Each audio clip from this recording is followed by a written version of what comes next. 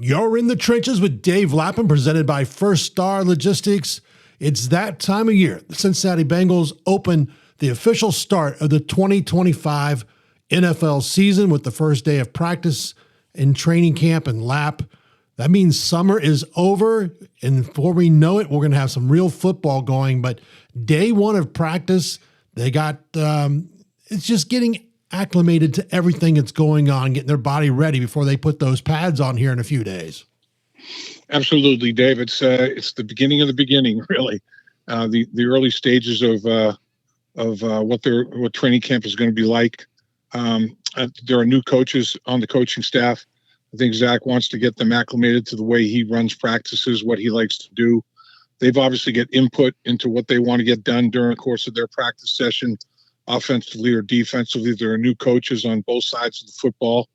The coordinator for the defensive side of it obviously is new, so he wants to allow him to get his new coaches acclimated to his system. It's going to be. I think it's going to be an exciting brand of football defensively. I think that they're going to get after people. I mean, I think they're going to be extremely aggressive. I don't think they're going to sit back and wait for people to dictate the tempo and the pace of the game to them. I think they're going to try to be disruptive. I think they're going to try to get after people, be very, very physical.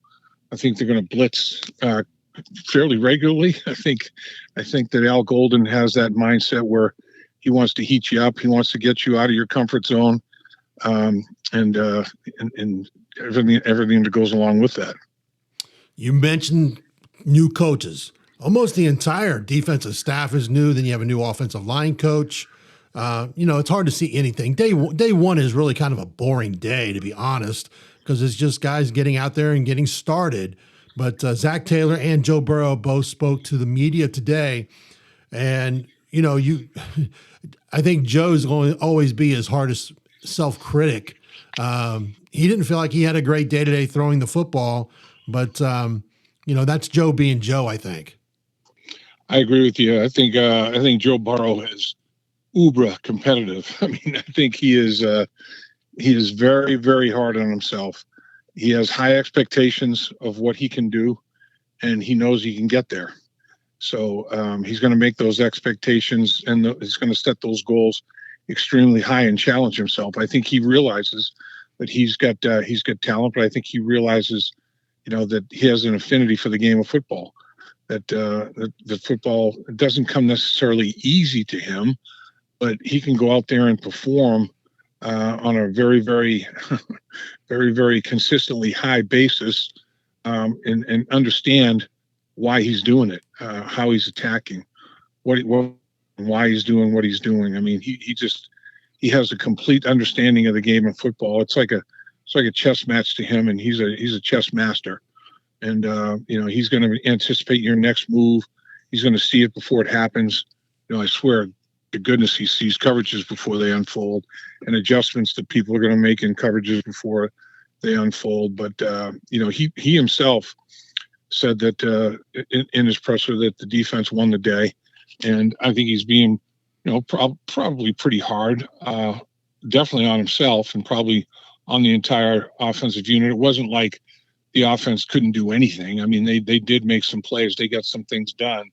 But I do think on an overall basis, on a snap count basis, I guess if you take the number of plays that were run, the defense probably had the upper hand in a higher percentage of them. They were very aggressive. Al Golden, I think, was probably pretty pleased with what he saw today. They have been installing it for a while. They've gone to OTAs. Players have been paying very, very strict attention to what's going on there. It was talked about by the players and the coaches that the players have taken the OTAs and not wasted that opportunity to learn what this defense is all about and to learn the nuances of it and what they need to do within the structure of that defense to execute at the highest level and to get the most benefit from that defense. And they're doing it. They're doing it at a pretty high level, across the board. I think Al Golden's probably pretty happy with the way his defense is playing as a group right now. I think it's also what Joe was talking about in his presser was the fact that he really wants to play more in the preseason. 15 days away before the Bengals head to Philadelphia to take on the Super Bowl champ Eagles in the first preseason game. Do you think Zac Taylor and this coaching staff is going to let Joe Burrow play more this preseason? I do, Dave. I think that is going to happen. I think that Joe Burrow wants it, and I think Zac understands that Joe Burrow wants it, and I think Zac doesn't think that it's a bad thing.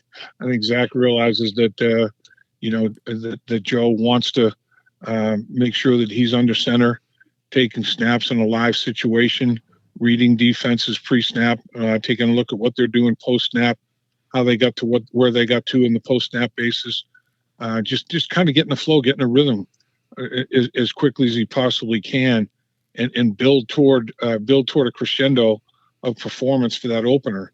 And don't let the opener be the first time you've been hit, or that his offensive line has had to deal with physicality in their play, and defensively as well. And I do think that Al Golden is all for getting after it a little bit in the exhibition games in the preseason. I think that that's the only way that he'll actually be able to measure how well his players are absorbing and adapting to what he wants to get done on a defensive basis from a performance standpoint by the players, on a individual basis, player by player, and then by a position group basis as well, and decide who is going to make up the roster in the form of defensive line, linebacker, and secondary players. I mean, he's got a lot of options now. Players returning from last year, the draft and free agency.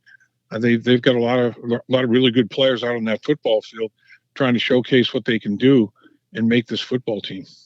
You're in the trenches with Dave Lapham, presented by First Star Logistics. First Star Logistics, one of the fastest growing companies in Cincinnati.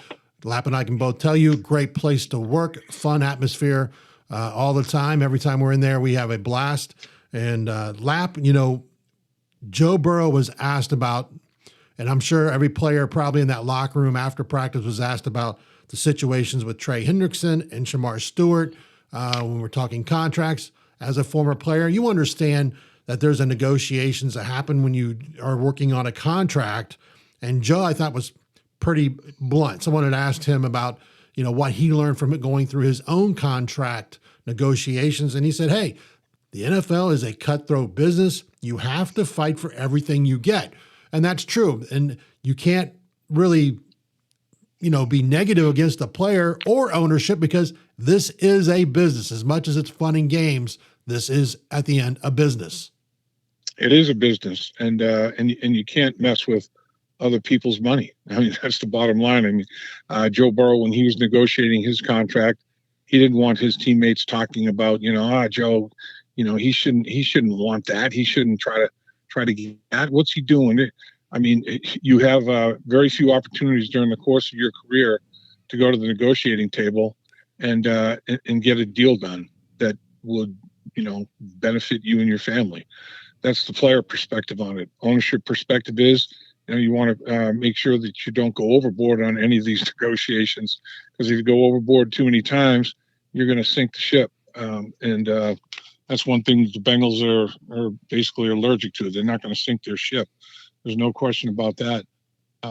Joe Burrow understands the angst that goes along with a tough negotiation. He's been through it with the Brown Blackburn family. There's no question about that.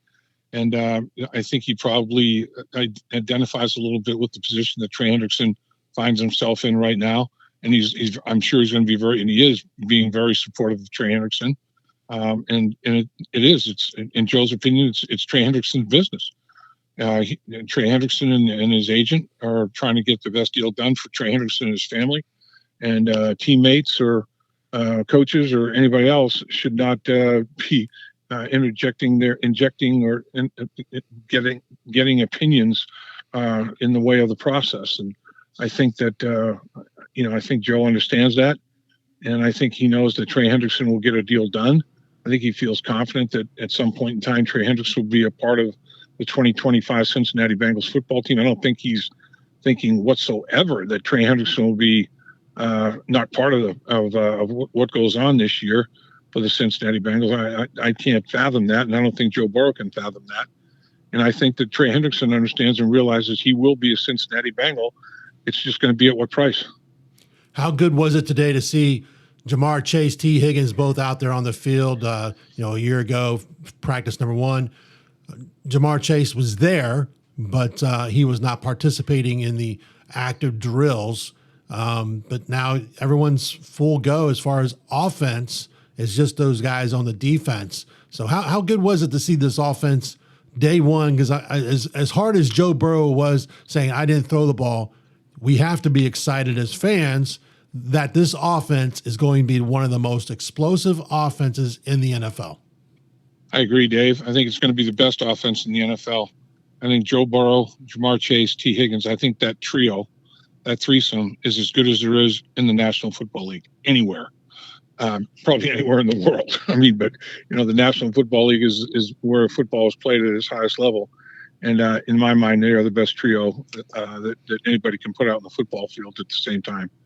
And they play that way, and they practice that way, and they practiced hard today. They Ja'Marr Chase really works hard. He's gives tremendous effort. He is 100% when he's running his routes. He's trying to get every edge that he can possibly get.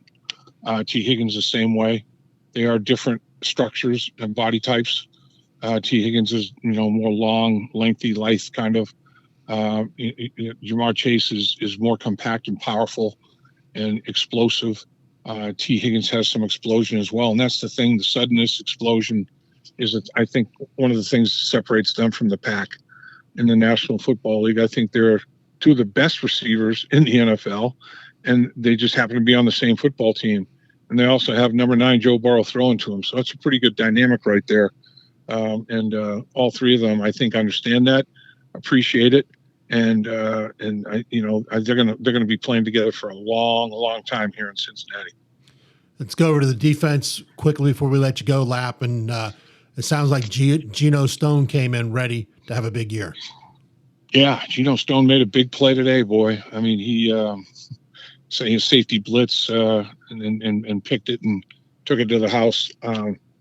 He did a nice job of not tipping early what his intentions were, and he got the quarterback to get the ball airborne, made the play on it, closed on it, and then took it to the house. And his teammates were pretty excited and euphoric for him. I think that's a precursor to things to come. It's not going to be a one-time situation. I think Al Golden is somebody that is going to continue to do his thing. I mean, he is going to continue to pressure offenses. He is going to continue to make offenses uncomfortable when they come to the line of scrimmage, and make them uneasy and uncertain and unsure when they're trying to recognize things that his defense might be doing.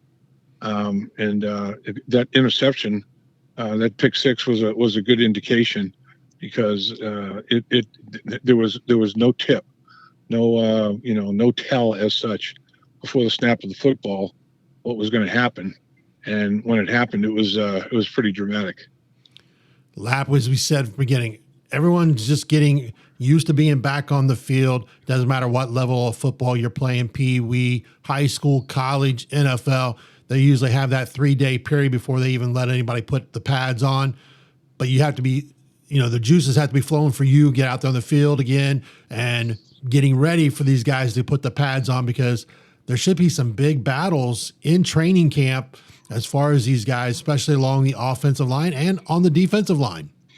Absolutely, Dave. I think our podcast is called In the Trenches, and I'm a firm believer, having played offensive line position for 10 years in the NFL, the games are won and lost right there.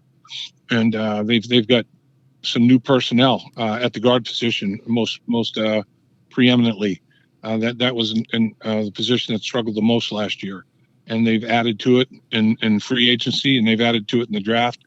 And everybody's out there competing.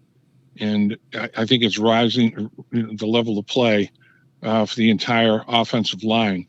And everybody is, as far as an offensive line is concerned, you're only as strong as your weakest link. So the offensive line wants to have 5 guys out there that can do battle as well as anybody in the National Football League, individually and collectively. And you want to be able to work with the guy next to you. You don't want to be a source of, oh boy, he made another mistake, or he got beaten again.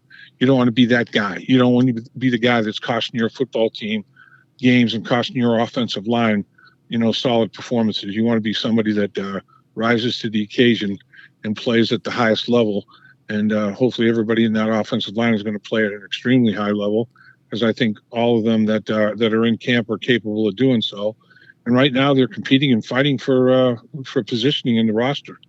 It's like there's no they know who their starting 5 offensive linemen are, but there's battles raging for backup positions in the offensive line, defensive line. On that side of the ball, defensive tackle is another area that was a concern last year. Defensive tackle is an issue. It cost the football team some games, and I think that position group has been addressed in the form of free agency and the draft as well. And I think that as they do battle on a day in, day out basis, they're going to raise the boat as such. And there's going to be preparation at the highest level, I think, up front with the offensive and defensive line. And I think that has a trickle down effect on a football team. If the offensive and defensive line are performing well, usually the football team is. Well, training camp has changed a lot since the days you played, Dave. It was the old Wilmington College days. Talk just before we close out here, just talk a little bit about the differences of being at Paycor, right on the side of Paycor, the practice fields, as compared to the old Wilmington College days. Yeah, it's truly night and day. There's no question about that. Paycor Stadium is the proud home of the Cincinnati Bengals. And to have training camp where you work every regular season game, every single practice, I think that's a big plus. You're totally comfortable and familiar with your surroundings. There's no angst in that regard. You know what to expect. You go to work every day at the same place, and there's a comfort there. And there's a good feeling, and I think the players enjoy training camp at Paycor Stadium. They're taken care of. Tremendous food. They do an unbelievable job at the cafeteria and the food service. People take care of the players and prepare awesome meals for these guys to nourish their bodies. And there's plenty of anything you need to drink, water, Gatorade, whatever it is. There's just a plethora of options and a tremendous volume of liquids available for you to make sure that you keep your body in a good scenario there. You don't want to have cramping issues, and you don't want to lose practices because of things like that. That would be categorized as football stupidity. You've been in the trenches with Dave Lapham, presented by First Star Logistics. Do us a favor. Hit that like button. Subscribe if you've not done so already. That way you are updated when we put out a report from training camp or some of the new content. We've got some interviews coming up with Al Golden and Dan Pitcher, so you get a kind of a look of both sides of the football of the Cincinnati Bengals. Lap, as always, appreciate the time. And again, we can't thank First Star Logistics enough for everything they do for In the Trenches with Dave Lapham. Absolutely. You know what? It's amazing, Dave. I mean, First Star Logistics gives us a chance to do our jobs at the highest possible level. And that's all you can ask of an employer. The football players look for tools in the toolbox from the coaches. We look for tools in the toolbox for what we do in the trenches with Dave Lapham, brought to you by First Star Logistics. And First Star Logistics definitely steps up. And we have so many tools in our toolbox. We have to always get a bigger toolbox. I mean, the tools are plentiful. They're flowing over the collective toolboxes. So you can't ask for more than that. You want to be armed and ready to do your job as well as you possibly can. That's your goal. And First Star Logistics allows you to achieve your goal. All right, everybody. Until next time, you've been in the trenches with Dave Lapham, presented by First Star Logistics. Hoo day. Hoo day.